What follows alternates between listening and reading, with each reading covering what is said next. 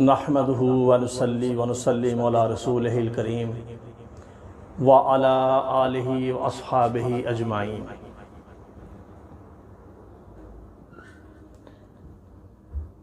اخرجہ احمد میں، طبرانی میں فی الکبیر اور ابن حبان نے، تفاسیر میں ان مفسرین نے اس واقعے کو ذکر فرمایا کہ حضرت ابن عباس رضی اللہ تعالی عنہما سے کہ فرعون ایک ظالم ترین، جابر، سرکش، متکبر اور بدبخت انسان تھا۔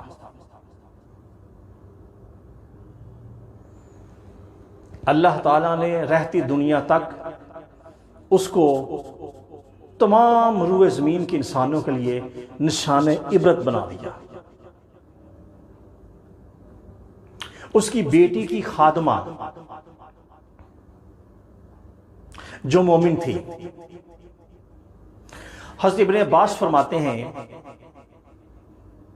کہ امام الانبیاء، سرور کونین، نبی رحمت صلی اللہ علیہ وآلہ وسلم جب معراج پاک پر تشریف لے جا رہے تھے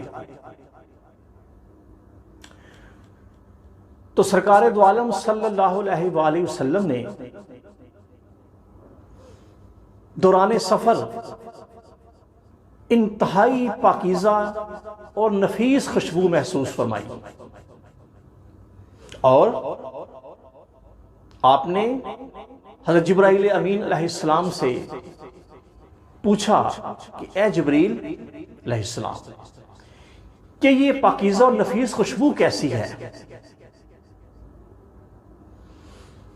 تو جبرائیل امین علیہ السلام نے عرض کیا کہ یا رسول اللہ صلی اللہ علیہ وسلم، یہ فرعون کی بیٹی کی جو خادمہ تھی، اس کے ایمان کی اور اس کے بچوں کی شہادت کی خوشبو ہے۔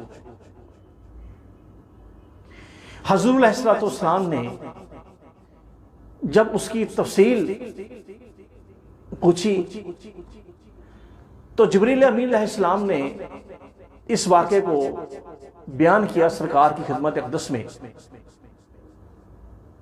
کہ فرعون کی بیٹی کی خادمہ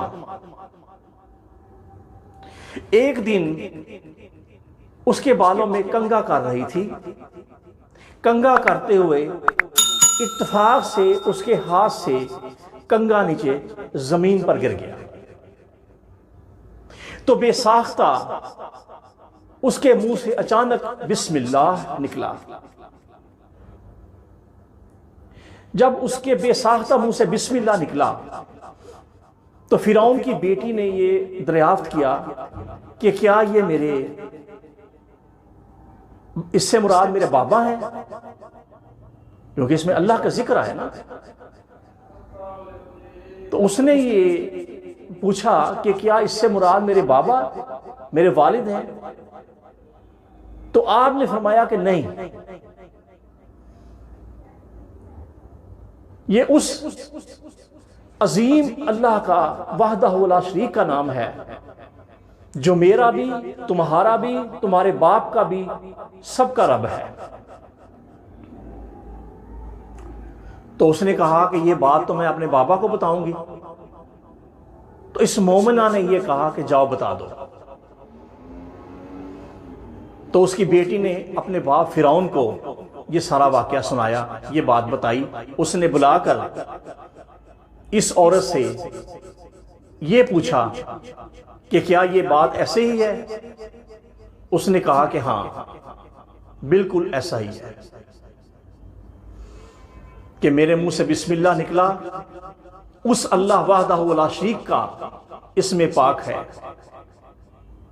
جو ہر ایک کا رب ہے اور وحدہ لا شریک ہے، ایک ہے، اس کے علاوہ اور کوئی رب نہیں، وہ ایک اللہ ہے۔ تو اس نے ایک روایت کے مطابق پیتل کی دیگ منگوائی، ایک روایت کے مطابق اس نے پیتل کی بنی ہوئی ایک گائے منگوائی، اس میں خوب تیز ترین پانی گرم کروایا گیا، اور اسے کہا گیا کہ یا تو اپنے قول سے باز آ، ورنہ تجھ سمیت تیرے بچوں کو تیرے سامنے اس کھولتے ہوئے پانی میں ڈال دیا جائے گا۔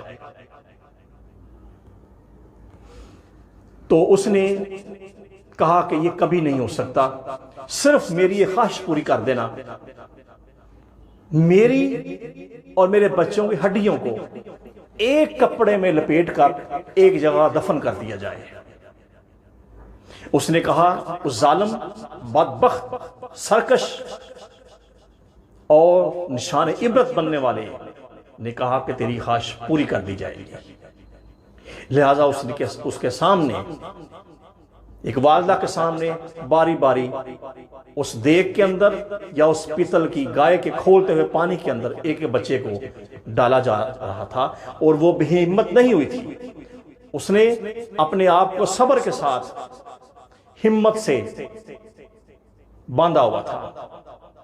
اپنے صبر کو اس نے اللہ کی رضا کے لیے وہ مستحکم تھی۔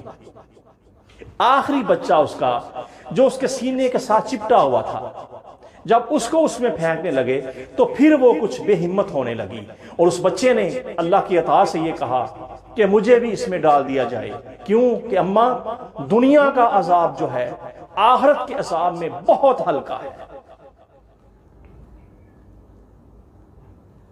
تو یا رسول اللہ، یہ اس والدہ کی، مومنہ کی اور اس کے بچوں کی شہادت کی، ان کے ایمان کے اوپر استقامت کی، مستحکمت کی یہ خوشبو ہے۔ تو ناظرین محترم، پھر انما یوفی الصابرون اجرہم بغیر حساب، کہ صبر کرنے والوں کو بے حساب اجر دیا جائے گا۔ تو اس واقعے سے ہمیں یہ سبق ملتا ہے کہ اپنے ایمان میں،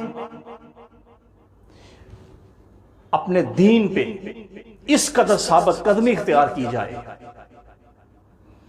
کہ کسی ملامت گر کی ملامت یا کسی ظالم کے بڑے سے بڑے ظلم کے آگے بھی اپنے سر کو نہ جھکایا جائے، اور صراط مستقیم پہ کے اوپر، اپنے ایمان کے اوپر، اللہ کی وحدانیت کے اوپر خود کو مضبوط رکھا جائے۔ یہ دنیا مٹ جانے والی ہے، اس کی آگ، اس یہاں کی گرمی، یہاں کی تکالیف و مصائب اس آخرت کے عذاب اور وہاں کی مصائب و تکالیف کے مقابلے میں بہت کم ہے۔ اللہ کریم اپنے حبیب کے توسل سے ہم سب مومنین مسلمانوں کو زیادہ سے زیادہ اپنے ایمان کے اوپر استقامت اور اعلیٰ درجہ ایمان میں عطا فرمائے۔ وآخر دعوانا ان الحمدللہ رب العالمین والصلاة والسلام علی امام الانبیاء و خاتم النبیین۔